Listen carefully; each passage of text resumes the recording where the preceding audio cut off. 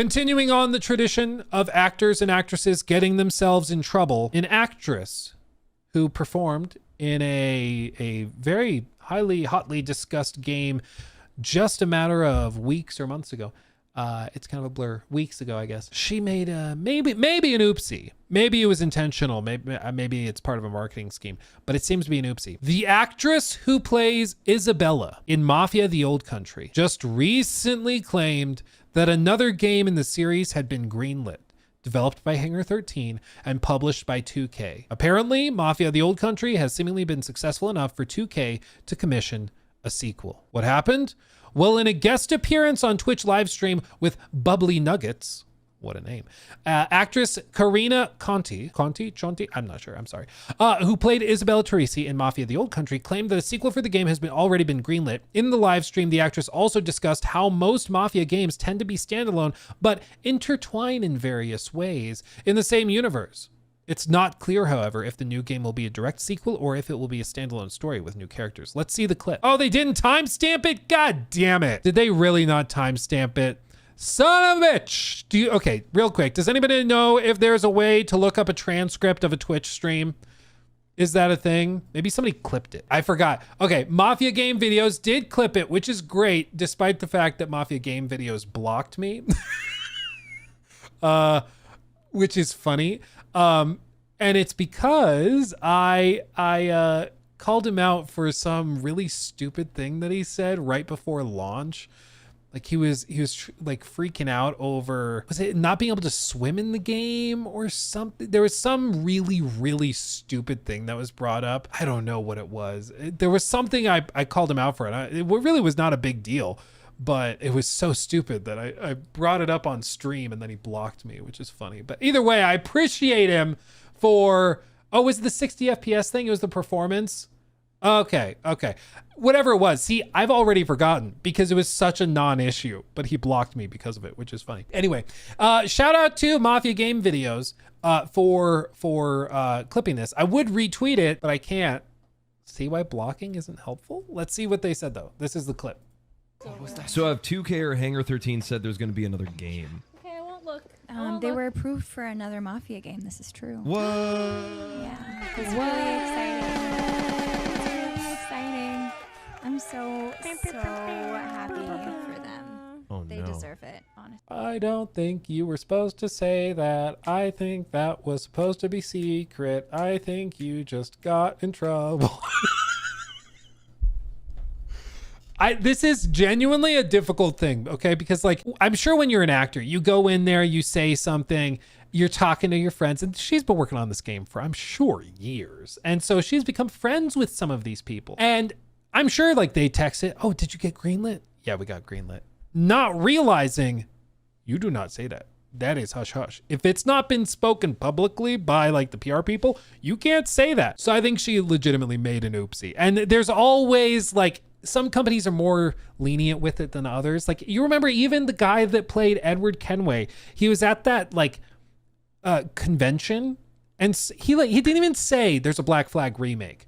He's told a guy that he didn't realize was filming him, which is already like, that's kind of sucks. You should let him know you're filming. But he told a fan, yeah, no, you should replay Black Flag. It's really good because there's probably going to be a reason to replay it soon. Being kind of coy and fun and silly. And then like, if it was so bad, like a couple weeks later, he was at a different convention and he was like, yeah, they threatened to sue me over it because I kind of coyly insinuated that there might be a Black Flag remake. And they threatened to sue me. It just sucks because like to the actor, they may just be having fun with a fan. They don't realize that, no, that can have like major implications. And, you know, to a certain extent, it's often just like a lawyer who's on retainer for Ubisoft or for 2K or somebody is just looking for something to spend their time doing. And so they will send you a cease and desist because they can bill the company for that. So they're just looking for something to do. And they're like, oh, I can send a cease and desist. Figured out what I'm doing today. You know, that's the whole thing.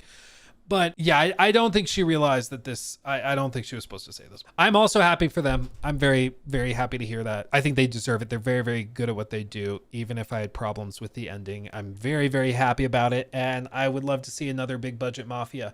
executed properly with proper time and budgets and everything. It's also like, as from what I had heard, it was a success. They were happy with the performance financially of it. It had sold pretty well. They were pleased with how it did based on their budgets and everything that they had anticipated. And these games also tend to have a bit of a tail, so they tend to do pretty well. So I had heard that they were happy with it, and you can conclude from that, okay, so they're probably going to get to do another one. It doesn't take a genius to figure it out. But this just, I mean, she has friends at the studio, no doubt, who she did with motion capture stuff, like whatever it is. So I'm sure that she probably is telling the truth here, that she did hear that they got approved, which is awesome to hear. We need numbers. I don't think we do. I don't think we need, really, the obsession with like units sold recently, I think started because we've also gotten access to like Steam DB, and it gives us an idea of how games are performing, so we can kind of poke fun and tease when games do really poorly and flop, because it can be funny. And some games, honestly, like you see them flop like a Dustborn, and you're like, yeah, it couldn't have happened to a nicer game. It was utterly dreadful. But I think it can also be in like broadly unhealthy, where you end up with people not even talking about the game. They're talking about how many concurrent players it has on Steam. And it's like, yeah, we should probably be talking about the game, you know? We should be doing that instead. So, oops. Oops. Looks like we're getting another Mafia. I'm happy about it. I hope she doesn't get into too much trouble over that. But who knows? Maybe they'll make a post and just be like, yes, we're very happy to confirm that we're working on a new Mafia. Because it shouldn't be this like big bad thing that you have to keep secret. You know, it shouldn't be a big bad secret. We should be able to say, yeah, we're working on another Mafia. We'll share more when the time is right. That's all you need to say. It was never going to be like, oh yeah, they actually are working on a brand new IP about ducks that rob banks while paying off student loans from Duck College. Like, that actually sounds awesome. I would play the crap out of that game. But, you know, everybody knew that they were going to do another Mafia. Everybody knew. So it's not that big of a deal. I don't think so. So hopefully they don't give her too much trouble over it, but we'll see. Let's see. The story wasn't good. I thought the story was good until the last, again, no spoilers. I should not be specific. I mean, I did a 2.5 hour critique of it. Most of it was rambling about the ending of that game. So I won't go into specifics. You can watch that full critique if you want to hear my thoughts on it on the main channel. But I thought the story was very good and compelling and captivating and interesting and intriguing until the ending, which lost me and frankly kind of pissed me off. So yeah. Oh yeah, we could call it What the Duck. I love it. That sounds great. We just figured it out. He took my thing.